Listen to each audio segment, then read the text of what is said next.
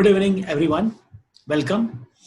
I'm Ravi Gupta. I am CEO of Elets Technomedia Private Limited. I'm also the editor-in-chief of a magazine called eGov, which is India's and Asia's first and the only magazine on e-governance for last 16 years. And we have been documenting across the country what are the innovations in governance happening. And we have been also actively working in the field of smart cities. We have gone to around 50 smart cities in the country, and we have organized smart city conferences and workshops and urban summits. And today we are having a very interesting person who is here with us. He is Swayan Chaudhuri. He is the Managing Director and CEO of Imagine Panaji Smart City Development Limited. Welcome, Swayamji. Thanks for joining us. Namaskar, Raviji. Thank you for having me. Thank you. And Goa is a unique state of the country. It has its unique history, unique cultural heritage, unique social and economic ecosystem, and the smart city implementation here in this state is a bit of a different from many other cities of the country. And our focus of this discussion with him is the topic is the impact of smart city initiatives on cities' local economic development. So to start with, Swayamji, I'm going to ask you about, give us a whole journey of how the smart city idea got conceived in the state of Goa, what steps were taken to form your SPV, and how it has evolved, and what are the key achievements till date in this journey. Swayamji. Raviji, ये तो काफी बड़ी सवाल है, but and when I think of it, it has been a long journey. It has been just about 2.5 years that the Panaji Smart City came into being, and लगता है कि अभी थोड़े दिन पहले था, but it has been a long enduring journey. But in a snapshot, just to tell you that, as you're aware, that the smart city process of Government of India came through a challenge process. There were two levels of challenges. First was, of course, a challenge within the state. So all the cities were invited to bid within the state, and then one city was to be selected. So all the urban areas, namely Margao, Panaji, Basco, and several others, they bid within the urban development system. And Panaji made it through, of course, being the capital city, having a very rich heritage and cultural history, and of course with its own sets of urbanization issues, Panaji made it to the list. And then the name was Panaji was sent to the Union Urban Development Ministry. And fortunately or unfortunately, Panaji missed the first bus. So we were not in the first league of 20 cities. If you remember, there were first 20 cities that were selected. We missed the first bus. And we were in the next round of what we call the fast track cities. So there were 13 more cities that were included a few months later. And we were in that list. And it was an amazing experience. It was the first time where the government, both the center and the state, were not working on an allocation formula to give a grant to the state based on population, but actually working on a challenge process. The whole idea of the Honorable Prime Minister on the smart cities was, doing more with little or doing more with less. And the whole mechanism of the smart cities proposal, or the SCP as we called it then, was to show that with the limited and the finite resources that we have, how you can develop a proposal or how you can develop a mechanism through the proposal which you are going to implement as a smart city. So a contiguous area has to be picked up within the city, and how you can take on things what you make the lives of the citizens better. So that was the idea, and trust you me, for the first time we actually burned all the midnight oil, and it was just not us. It was all the line departments along with us. All the HODs were together. It was an experience by itself, and I could see that how, as we say, that necessity is the mother of the invention, because we had deadlines, and our chief secretary was monitoring the proposal himself. Then Chief Minister Mr. Manohar Parrikar took a keen interest. Of course, he was defense minister at that point in time, but he had a keen interest given that Panaji was his constituency. So it was an experience by itself. And we managed to, submit a worthwhile proposal, which of course was peer reviewed by several people at the MOUD's level. And, it was a big joy for us when we came into the first time round. But that's the time when the real challenge and the real thing struck you, because now that you have been selected, so now what? So that's when the real time begins, right? So you prepare for the examination, आप पढ़ाई करते हो बहुत सारा, फिर आप exam देते तो आप pass हो जाते हो, फिर क्या? So, then it was the start of beginning of creation of the special purpose vehicle, all the kind of administrative, thought processes around it. We had to deal with it. Multiple departments had to be brought together. Of course, the urban development department being the nodal department, finance department, so many other infrastructure agencies, the public works department. Of course, we were spinning out of another corporation, which I was heading at that point, called the Goa State Infrastructure Development Corporation. So they were a stakeholder. So everybody came together, and then we formed this unique special purpose vehicle, then granting special powers to it, bringing on the urban local body into it. So it was all a behemoth of an experience, and we managed to do all of that. So we were selected by the time, if I'm not mistaken, the SPV was formed so in August 2016 on paper. And then it took us a good few months to, formulate everything else. And then the real work we started by the early 2017. We actually put our foot on the ground. We managed to secure an office, which is based out of a heritage building in Panaji city, which is by itself is a glorious building. So all of that happened, and physically the work started by 2017. And very pleased to say that we have been very fortunate to have the support of the entire administration as well as our political leadership to support a mechanism like this, because it is new. It is not something.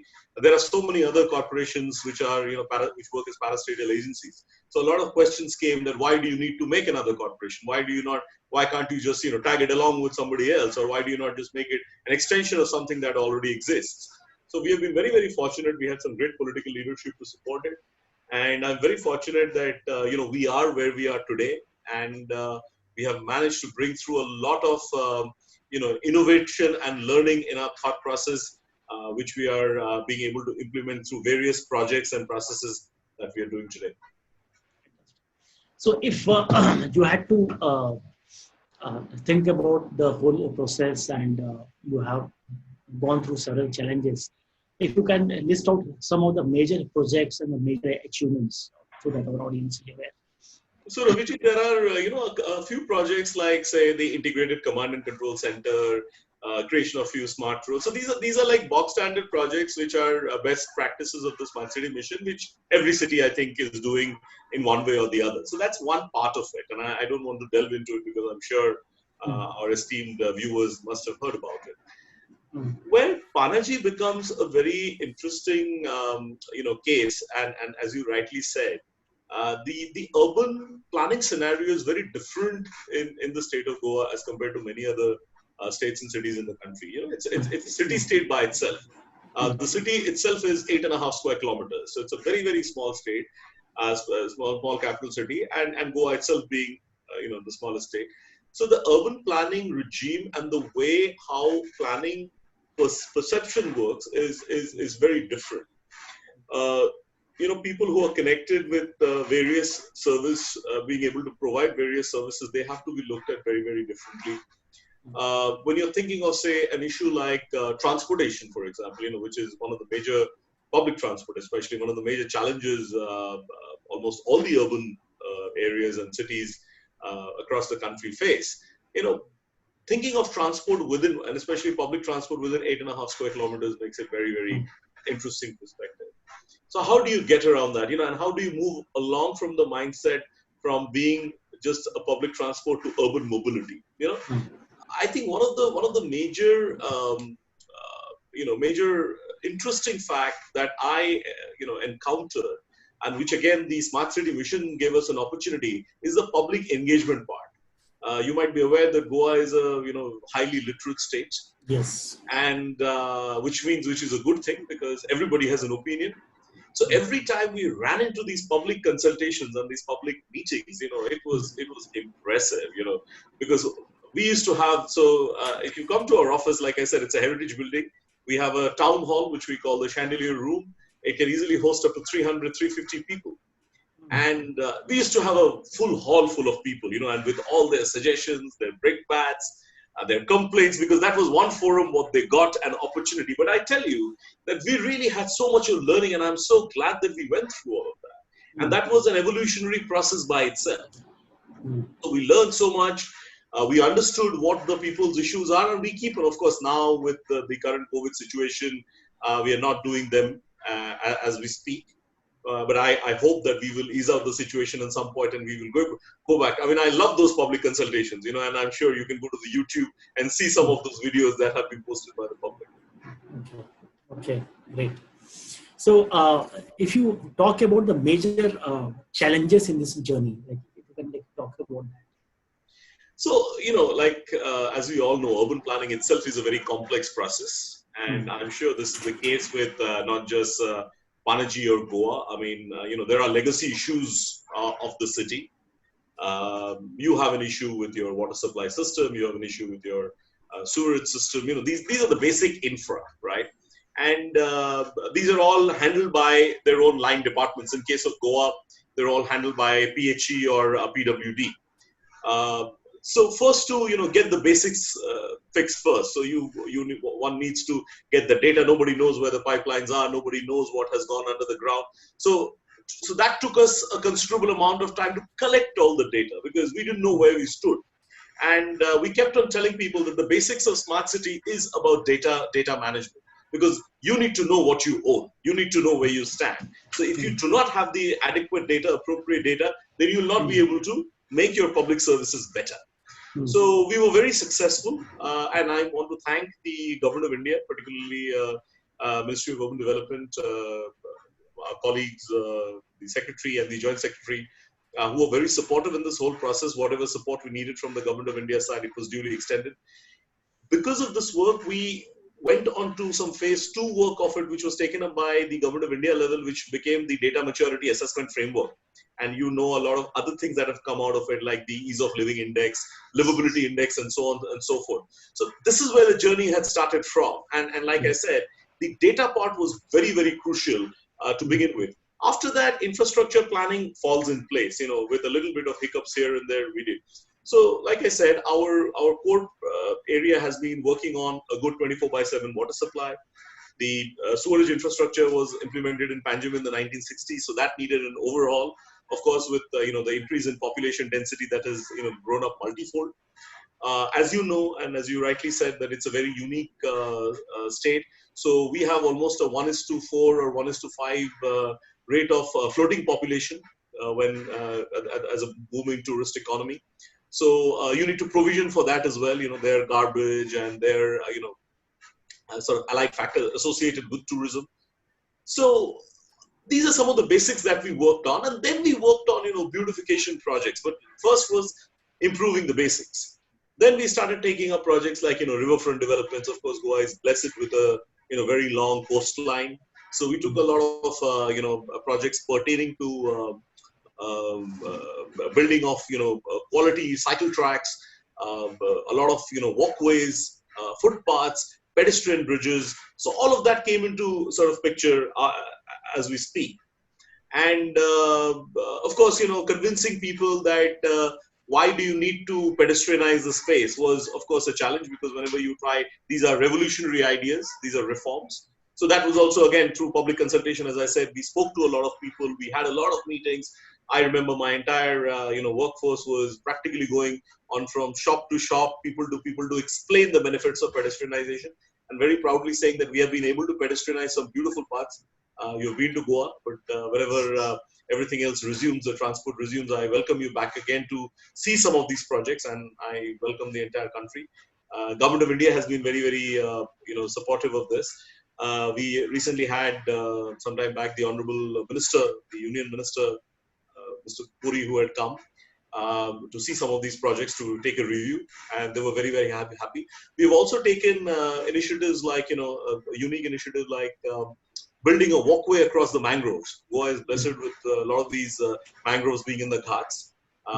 And generally if you don't, if you don't access them, they become, very difficult to kind of walk through and things like that.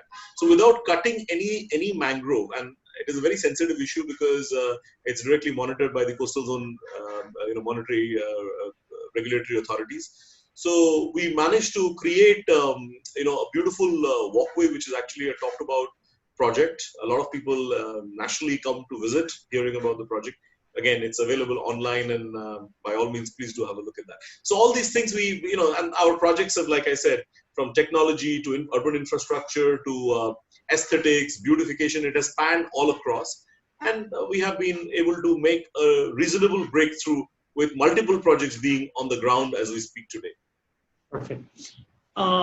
Thanks for highlighting the various aspects of the smart cities which you have implemented.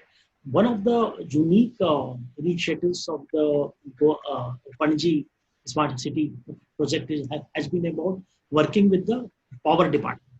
So I think it is like one of those rare things which not many other smart cities in the country would have done. So if you can explain about this initiative. Sure.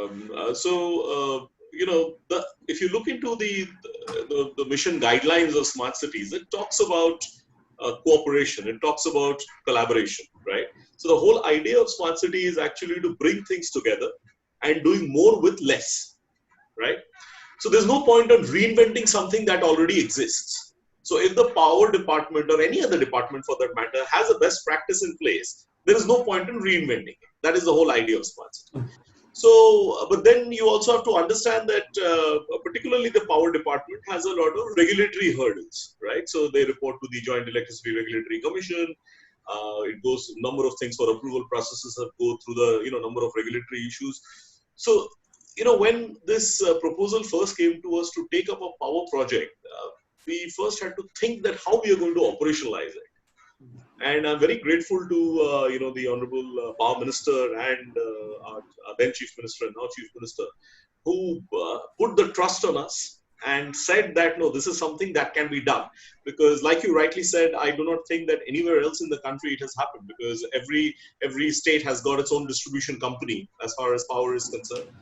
And they are very, very, of course, because that is their bread and butter. So they keep all the power aspects along with it to themselves. But in this case, the proposal was, like I said, it was to upgrade the entire power infrastructure for the city. And it was not an easy task. Panjim, being a very small city, very, very, very self-contained, has its own set of issues. Any kind of excavation is a very, very challenging process because, you think of it, you have a 4 to 5 month period of monsoon.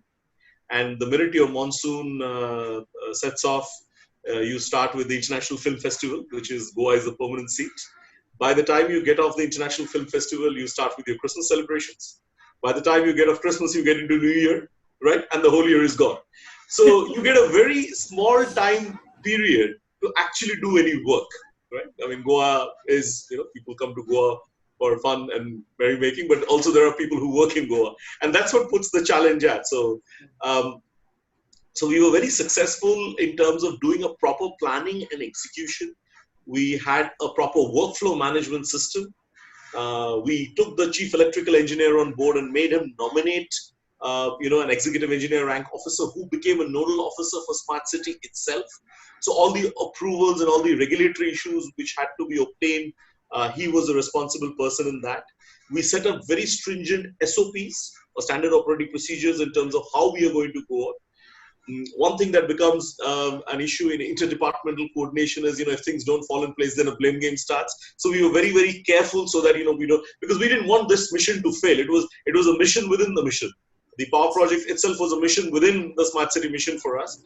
And I'm very, very pleased to tell you that the project is almost complete. So it is about implementing a smart power grid infrastructure, automation of all the, archaic transformers, and linking it up, most importantly, with the command and control system.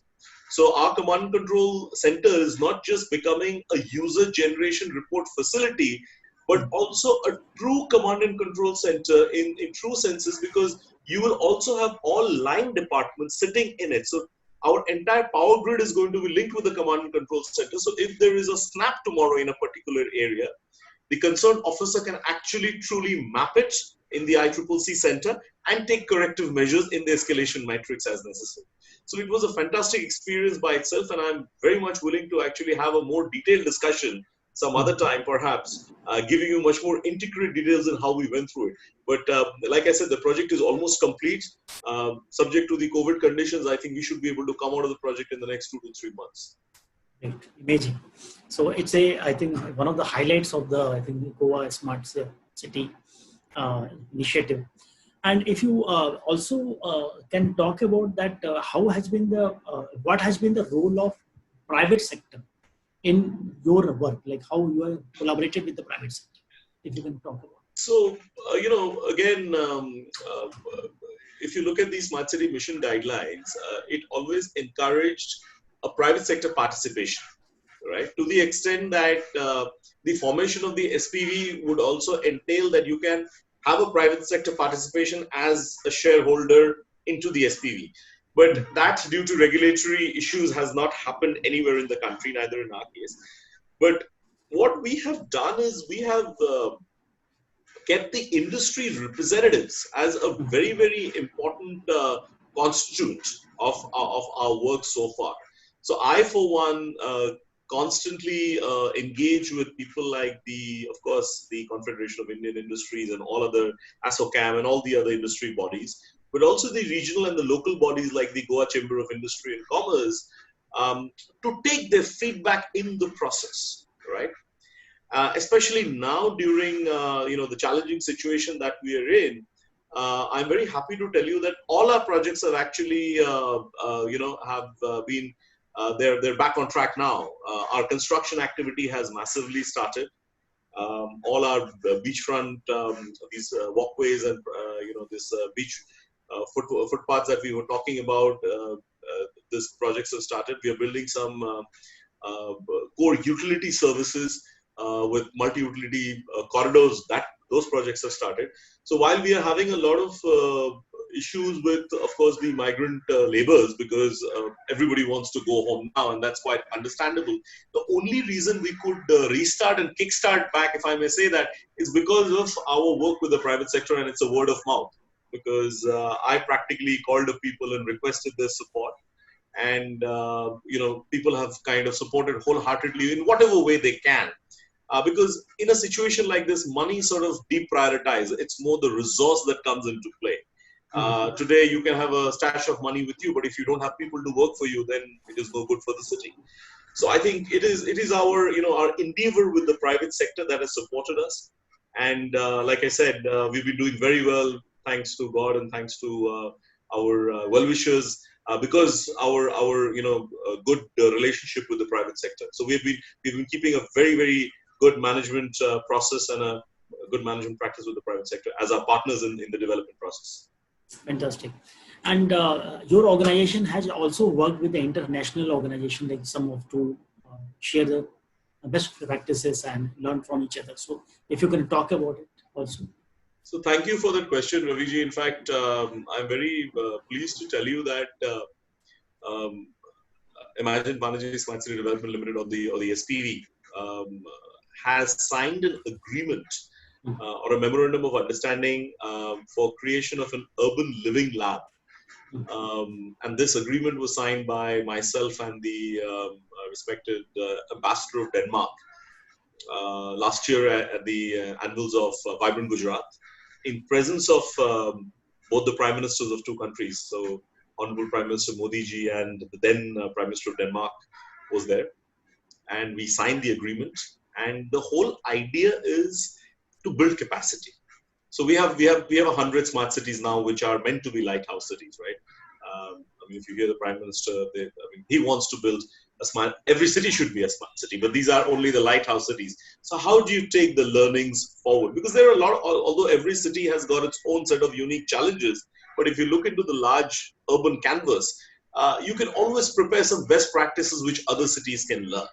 In fact, we just had a CEO's conference in Vizag earlier in the year. And our respected Secretary Durga Shankar Mishra ji came up with a brilliant idea of a 2020 formula. So what they have done is they have patched up the first 20 performing cities with the cities that are not performing so well. And there are going to be exposure visits and things like that. So the Urban Living Lab is sort of based on this sort of a concept where you take the best practices, and it just doesn't have to be Goa or Panaji. It can be any city where you take the best practice, you adopt it, and you build a protocol around it. And then how can the other city take up from it? So it's a beautiful concept. The government of Denmark is supporting it financially. The government of Goa and government of India is supporting it, infrastructurally. And we are very much looking forward to it. But it's a first of its kind. Like I said, the SPV has itself signed it with a foreign government. And Danida, the embassy of Denmark in New Delhi, several other institutions like TERI, and many other non-governmental institutions have also extended their support into it. So we are very much looking forward to take that unique initiative as a part of our development strategy. Fantastic. Great.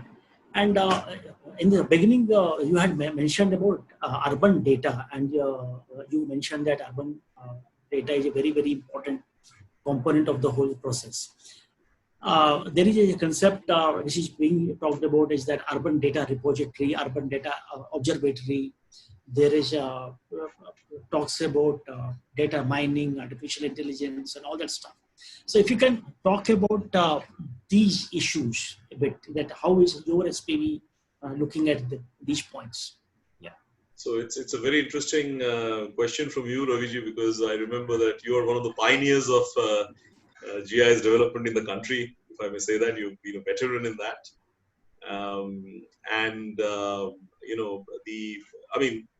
Whether you call it a smart city or you call it an intelligent city, you can only become smart and intelligent if you have solid information with yourself, right? Because information and content is the king today.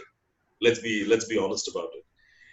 And the interesting part is, even the colleagues in the bureaucracy and at laterals of the government have started to understand it. What was not the case 10 years ago, right? But the problem that lies today is that a lot of this historical data is very difficult to digitize, right? And that's a very, very time-consuming and cost-intensive process. So how do you do that? So that's one part of it, right? And only if you do that, then you'll be able to render better public service delivery, because all these things are to give a better service to the citizen, right? We are talking of smart cities for the only reason so that we can better a quality of life of an individual, and whichever, whatever age bracket they're in, whatever, background they come from, wherever they live, the whole idea is so that we can give them a better quality of life. When we started the process, again, it was a very, very interesting exercise. We had so many consultation with our other line departments. So, for instance, if you take the example of transport, our transport SPV, or the SRTU, which is a Straight Road Transport Corporation undertaking, they have, say, 500 buses or 1,000 buses that they ply all across the states, various, through national highways, various cities, etc., etc. And they're running those buses, modestly and in the way they can on a regular basis, without really understanding the dynamics of the requirement of the service and the dynamics of pricing. So what happens is both of them fall together and they create a disvalue, right? Because if you're running a bus, you're running an empty bus without knowing what your demand is. The person who actually needs it more doesn't get access to it. And B is, you could have utilized that resources somewhere else. So you're also, the government is also bleeding money, taxpayers' money, rather than utilizing it in the adequate form. So how can you use dynamics of urban data to better up this service, right?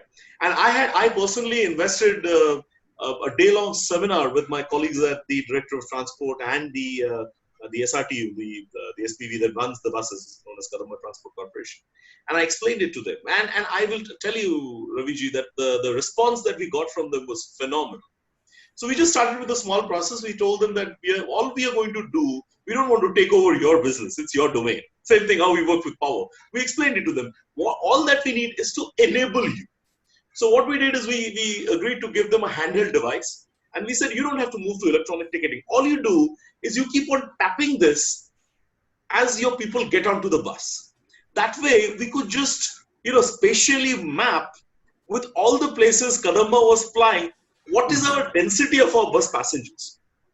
And then it was easy for us to create a dynamic modeling if we had to alter the timing. I'm just giving you an example, right? And we have actually practically implemented it.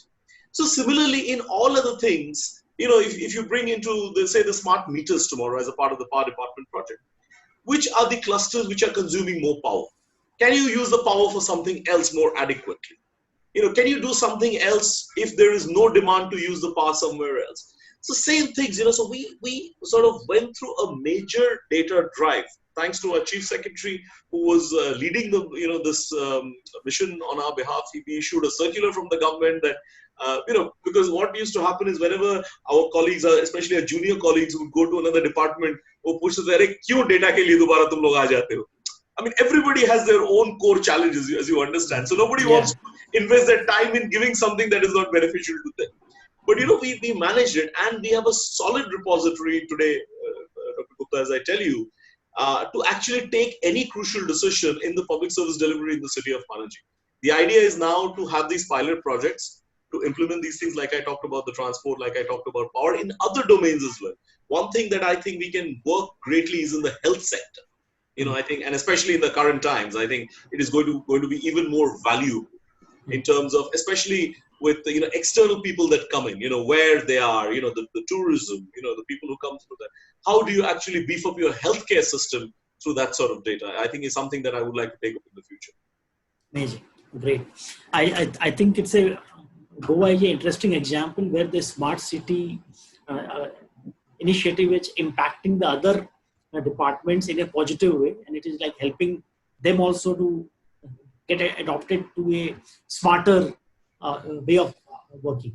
And while we talk that, there is a concept called work from home, which happens in the private sector, but it's not very much prevalent in the government sector. In the COVID-19 situation, how did you and your office handle working from home, and how did you use e-governance mechanisms, and how was the experience? So, being a new organization has got its pros and cons. So we are, like I said, we are hardly 3 years old, and we don't have a lot of historical archival data that we need to move around with, right? So we started from day one. Much before this, we practically have an e-office application. Our all internal communication is fully digitized. So any correspondence that you send to us or anything that needs to go, we always send an electronic copy. So that's a SOP. That's a standard operating procedure in terms of how we operate. But there are certain things that which needs a government approval or matters that needs to go out of our office was the challenge. We have managed to secure various other forms of communication, like how we are having this call. We quickly set up a web platform. One very important factor was the smart city office actually employs a lot of young people. A lot of these people, we have a good mix, but a lot of these people are actually from the open market rather than intra transferees of other government departments. We have few people on deputation, but we also have a lot of young people who are hired from the open market. So to keep them motivated during the entire, when the lockdown started initially in late March, I think what was very important for us was to be able to give them the feeling that we are there for them. And we practically moved the entire platform online very, very successfully. And because of our support from our young colleagues, it was made even more easy because they supported the slightly senior colleagues. So people who are from, our engineers are usually from on deputation from departments like PWD or the Water Resources Department and things like that. So they supported them. So that there are people, who might not have ever used a computer, or they might not have used it to its capacity. We had to send the laptops home to them, right? And this was a learning experience for all of us because they picked it up, and I'm very impressed with the way they picked up, especially our senior colleagues. I mean, I can cite an example. There was something that I had not seen because I was busy during COVID operations, many things. And it was this senior colleague who quickly came with his laptop for one of the days when we were in the office and said, "Sir, this email has come and I have already spotted it." So, it's a learning by itself, and there's an immense amount of satisfaction when you see this man. This would be the same man who would ask his colleagues to print an email for him if an email would have come to file it in the paper. But today he's walking with his laptop because the necessity has given him that kind of an ammunition that he has to walk with a laptop around. So I think it's been a tremendous learning for all of us, and we were already smart, if I may say it, in a lot of ways. But I think this situation has made us more smarter. So this is a fantastic learning that we have taken from this current scenario. Fantastic. Great. So there are a few questions on the screen in the Q&A button, if you can look at it. And if... These are questions coming from the public? Yes. Okay. So there is a question from Lucknow that what role technology can play to strengthen the economic development in a smart city? How much has COVID-19 impacted Panaji so far, and what is the way forward? I think that's a very, it's a very good question. I mean, like I said, data is the most important thing for any smart city. And technology plays a very, very important role in terms of managing that data, maneuvering that data. So, and when I say technology, I don't necessarily mean smart cameras or sensors and things like that. Any kind of technology. So, for instance, as you're aware, Goa suffers huge monsoons, right? And the impact of monsoons being in the West Coast is one of the highest in Goa, along with Maharashtra and other coastal states. We are working towards, thinking of how you can use nature-based solutions to create flood control measures. All right. So it is just not about pumping the water out from one place to the other, because history has explained and our experience has taught us that if you're pumping the water from one place to the other, including a water body, what happens is you're actually transporting the problem from one place to the other, right? You're not actually resolving the problem. So how, through using these nature-based technologies and these technologies that has come in this domain, and it's a lot of research, we can actually mitigate the flood control mechanisms. That is one interesting area that we are working on. Similarly, we are working on things like, for example, handheld carts, right? So what we call the Gahrawalas, people who sell and ferry things to people in the city. So Goa is already, it's already very, and Panaji particularly, very advanced in a lot of ways. We have designated areas where these carts are meant to be.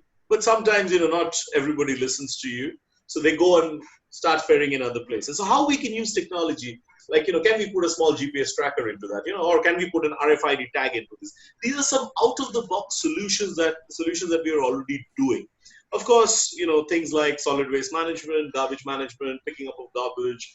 These are all, standard solutioning that is already there. Coming to the COVID aspect, of course, all our projects, all our numbers went for a haywire, as we all know, and that is the case with every other city and every other state in the country. But I think productivity growth is something that we can largely do as far as using technology is concerned. One such things I just mentioned to you is about our own employees, with people using technology. I think people have become more productive. I think that's a good thing. A lot of our planning that I personally could not give a lot of time to, I have managed to do it. I have been spending a lot of time with my planning, my architects, my engineers, to actually think of, more concertatively in terms of how to develop these projects, focusing more on things, like I said, like nature-based solutions and things like that, which conventionally may not be the process. So I think technology has a very, very large role to play. And going forward, I think we would be much more dependent on technology for the positive in the current scenario that we're facing during the COVID times. Fantastic. There is another question called asking that how does tourism fit in your strategy? Kindly explain. I think that is a very, very valid question because Goa is, as I spoke earlier, is largely dependent on tourism. In fact, there are two large contributors to the economy in Goa. One is tourism and the other one is mining. So obviously, as you know, that mining has taken a backseat for various reasons. And of course, in the current scenario, we'll have to see even how it helps. Tourism is also going to be, a major challenge now. And we are very closely working with our colleagues at the Department of Tourism and the Tourism Development Corporation to support them in various mechanisms in terms of how we can look at or how we can reinvent tourism. It is very, very important. It has to happen. And the Smart City is going to provide all kind of support. We work, like I said, we work very, very closely with the tourism department as well. In fact, Donapala Jetty, I don't know if you've heard of it, it's one of the most famous spots in Goa. That is a joint project of tourism and the Smart City. Because it is a tourism spot and people come to, thousands of people come to Donapala Jetty every month. The Donapala Jetty had to go for a structural repairing. So we had to close the Donapala Jetty. And tourism is doing all the beautification. There are a lot of vendors and sellers and all that. So tourism is doing the entire beautification part of it. And us being a strong technical agency, we are doing the structural repair part of it. So, the kind of all the environmental impact studies and the pylons and things like that under the water. So all that is being done by us. So we are very closely working with tourism. We will have a relook at the tourism policy and see how we reinvent tourism. But yes, Smart City works very, very closely with tourism, that being one of the major drivers of our economy, and we'll continue to keep on doing that. Fantastic. There is a question that how private hospitals can collaborate with smart cities to deliver healthcare services in the long run. I think, today service is important. Whether if it comes from a private or a public sector is a secondary question. We are open for business. Like I said, to your earlier question, that how do we work with the private sector? We are absolutely open to ideas. We are open to discussions with private sector hospitals because they form a very important part of their economy. If you look into the Panjim area, there's only the Goa Medical College, which is the old hospital. But when people are ill, it doesn't matter whether if it is a private hospital or a public hospital, they need care.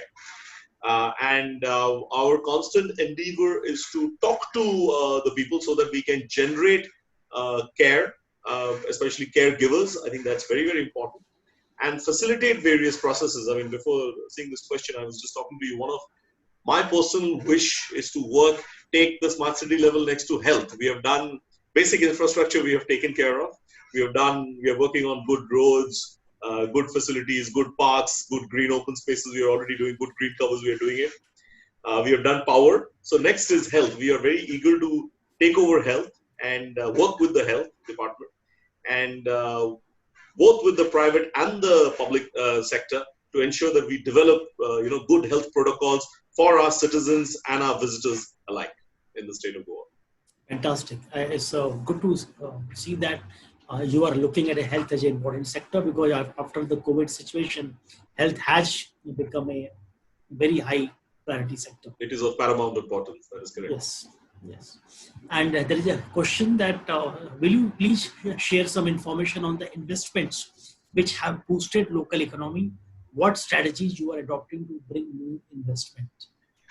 So, if you look at the investment point of view, we work very closely with the Department of Industries and we have a separate body called the Investment Promotion Board. Goa being a small state, we work univocally with them rather than just an investment, sort of destination as Panaji city. But like I said, we work very closely with regional and local partners like the Goa Chamber of Commerce and Industry in terms of providing benefits and giving an edge to the local players because we firmly believe that indigenous businesses have to grow. While we also welcome and we provide competitiveness from people coming from outside, we support our in-house technologies and in-house facilities that are there. You would know that Goa has got a major pharmaceutical cluster. So, during the lockdown, what had happened is because Goa, I would think it is still a green zone. We just unfortunately had a few cases that were reported yesterday. because there was a complete lockdown, and there was, in the initial days of the lockdown, there was no movement of any cargo. The entire country was looking at Goa, because this entire pharmaceutical cluster actually delivers for the entire, large part of the entire pharma requirements, medicinal requirements. So I think, we have been working with various policies to provide incentives to these people. We have been encouraging more and more incentives in various sectors. IT has been one area that the state has been very keen on. We have a very, very dynamic IT minister being led by a lady, Mrs. Jennifer Montserrat, who's the current, she's also the labor minister, so she's been working very hard to get good quality investments. The state is also currently in the process of building up a convention center, because, that is one area that, if I may say, Goa could do better with in Panjim city, because you have so many people who visit Goa, but it still lacks, a facility which could have host around 5,000 people, because the hotels, the private sector hotels, I don't think the largest hotel would have a capacity of about 900 people in the plenary. So we wanted to boost that up. In fact, it was the dream project of our late Honorable Chief Minister, Mr. Manohar Parrikar. So we are also building the infrastructure to support more and more and better investment climate. So yeah, it is in the top of our priority and our agenda. Fantastic. Another question is that what are the steps taken under the Smart City mission to enhance urban mobility considering public transport? I just spoke about it earlier, that public transport is a real challenge for the state of Goa. In fact, some of you may be aware that once you land at the WM airport, there are very few options that are available to bring you to Panjim or other parts of the state, like Baga or Kalangut, which are more visited by tourists. Of course, the state road transport undertaking has their buses and things like that. But we have been very keen on looking at a mass transit opportunity. In fact, that was one of the projects that we were discussing with the late Chief Minister, to see that if we can bring in some kind of a high transport capability. But then the issue with that is high transport needs a lot of footfall. And given the scale of Goa, it may not be economically viable to have something like, a metro or a monorail sort of a thing. We are actively pursuing the agenda for intercity transport using good capacity, good quality buses. Of course, now in the current scenario, things will change. We'll have to see with the normal social distancing how things pan out. And I think our future of our urban planning will also depend on that. But in the long term, we have already pursued something called a comprehensive mobility plan for the state of Goa, CMP for the state of Goa. So it is being prepared and finalized as we speak. In fact, just before the lockdown, we had a preparatory meeting under the Honorable Chief Minister's chairmanship. It's a high-level committee which the CM chairs and Minister of Transport and Minister Urban are member of that, with all the chief secretaries and Secretary Transport, Secretary Urban. So it's practically like a mini cabinet of very, very senior level committees monitoring how to enhance the public transport capability. I would also like to state that that Goa is coming up with a new airport in the north. The current airport is in the south in Dabolim. So we'll have to also think of interconnectivity between the airports and then connecting with the city. So with growing tourism, with more and more people coming, that's in the top of the priority of our agenda, and we are taking it very, very seriously and working on that. And smart city is the major constituent for that. If I may ask an additional question, that there is a problem of not having Ola and Uber in Goa. So have you thought any solutions to that? Yeah, so I was just, in fact, I was just going to say, when I referred to the transport from the airport, there are no cab aggregators, so there is no Uber and Ola. Because of the regionalization feeling that the state has, there has been issues. We had tried to start that earlier. But what we have done now is we have kind of found a solution to it. We have already partnered with a private sector firm called Goa Miles. Feel free to check out their website. It exactly works like a Uber Ola model, and their services have been operating for about a year or so now. Of course, there were a lot of hiccups, a lot of issues to begin with, but the service is running successfully, and we would like to regenerate more and more services like this, including the national aggregators going forward. The whole agenda has been employment for the local people, because the local population is largely dependent on the tourism economy. So as long as that is catered to, and that kind of, so again, through smart cities, we engage in a lot of conversations through these consultation processes. And as long as we make the people aware of this, I think it's good to go. So yeah, we are very actively looking at that. So Goa Miles is already servicing as we speak, and it shall keep on doing it in the future. Yeah, another question is that Goa is one of the few corona-free states of India. Given its high influx of foreign tourists, this is a commendable achievement. How do you plan to sustain it?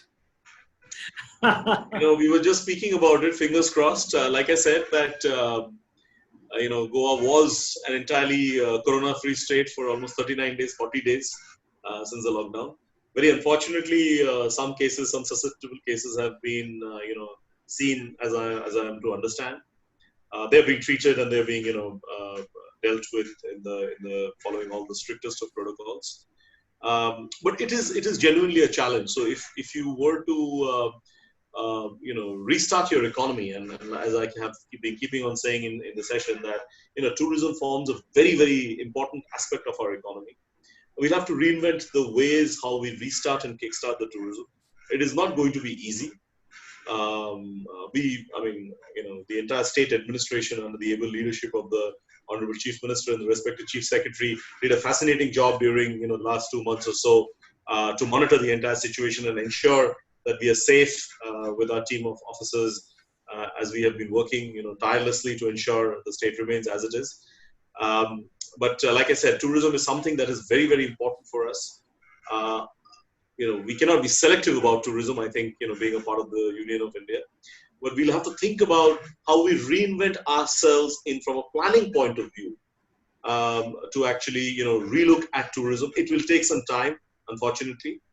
But I suppose that once we get out of the current scenario, hopefully, a vaccine or something is going to come up. I mean, I'm an optimist, so I hope, and then things are quickly going to restart. But I think what is important is this is also given us an opportunity to rethink about all the natural resources. I mean, I'm sure, like all parts of the country, you have also seen, we had just had a tweet from the Honorable Chief Minister the other day, where a black panther was actually roaming around in the in the hills of Netravali. So I think these are all good signs, and I think overall, we will be able to come out of it sooner than later. Fantastic. There is a question on the chat. If you look at it, the question is around healthcare. That smart healthcare is one of the key pillars of any smart city. How smart cities are handling pandemic situations differently? What is the role of smart education in Panaji smart city? So I think the first question is about the healthcare itself. That how smart cities are dealing with this situation differently. So smart cities across the country have taken up a lot of innovations to themselves, and they're doing everything fantastically as they can. Starting from Bengaluru's predictive modeling, I'm sure you've come across it, to Surat's fantastic work that they're doing. Ahmedabad is doing some fantastic work. So every smart city using the ICCC, which have been converted into a COVID control room, is delivering fascinating service. I mean, I have no two minds about that. But I think what it has also given is, in this pandemic situation, we should not forget our usual urbanized challenges, right? So for instance, now we are fighting COVID, but I'm also ensuing a monsoon, right? So how do I manage that? Because if I don't manage my monsoon, then I have other issues like dengue that may spread from that. So that's where the smart cities comes into play, because your interdepartmental collaboration, the flexibility that you have in terms of your operational freedom, quickly disperse resources. We are building quick teams around it. The mandate of the smart city gives us the flexibility. We quickly call in officers. Like, we have multiple teams all across the city who are handling independent charges, feeding us back to our nerve center, where the CEO, the managing director, the collector, all of them take their decisions. So this is one unique thing that, I see and I foresee this as an opportunity rather than a challenge in terms of delivering good governance through the smart city model, and we're keeping on doing that. Fantastic. And the other related question was that are you doing something in smart education in We, Panjim? we in Panjaman and Goa, we haven't done it so far. But I certainly, like I said, we take one step at a time. So, the education system in Goa is fairly good as compared to a lot of other states in the country. It is fairly a well-established model. It's one of the highest literate states in the country, as we all know. So it would be interesting to see. One size does not fit all. I personally did not think that putting some smart flat LED television in a classroom would be a great idea to call it a smart classroom, because that's not what Goa needs. We have to think of how we think of smartness in terms of our education system in the state. But that is something that I'm definitely willing to explore further going ahead. Perfect, perfect. So, thank you, Sam, for answering so many questions in detail. And I think it has been a very, very informative session. And I will say that it has been an eye-opening session. Also, a lot of things to learn from the Goa Smart City experience. And before we log off, Sam, you have attended many of our conferences and seen our magazines, and we are interacting here. Our work on spreading the ideas of innovations at Elets. Like, you have any inputs and suggestions for us?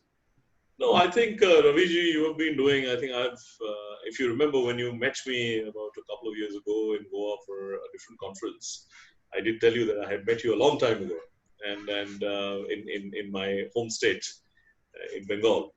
I mean, I think you had just started the GIS development firm, and I've been Yes. amazed, and I've been tracking you for the last 15 odd years or so. And I think you've been doing a fascinating work, and I truly respect and salute the fantastic work that you're doing with technology and in the urban space. So my strongest accolades to you for that. Please keep on doing the good work, and the entire fraternity of urban professionals, people rendering civic services is with you. And anything that we can do to support you in the process, we are willing to support you with that. It's a great thing. I think the idea of the webinars are fantastic. I know a lot of my colleagues have already spoken in the webinar, and a lot of people have taken a lot of good inputs from around it. So it's a great initiative, and I congratulate you, Raviji, and thanks for all the good work, and keep up the good work. Thank you, Swayamji. And thank you, all the audience who are watching us on the Zoom and the Facebook. And if you have liked this Goa case study, Goa experience of implementation of smart cities idea, please like and share this video so that it may inspire many other urban planners, urban administrators around the country and outside the country. So with this, we log off here, and thank you so much. Thank you so much. Namaskar.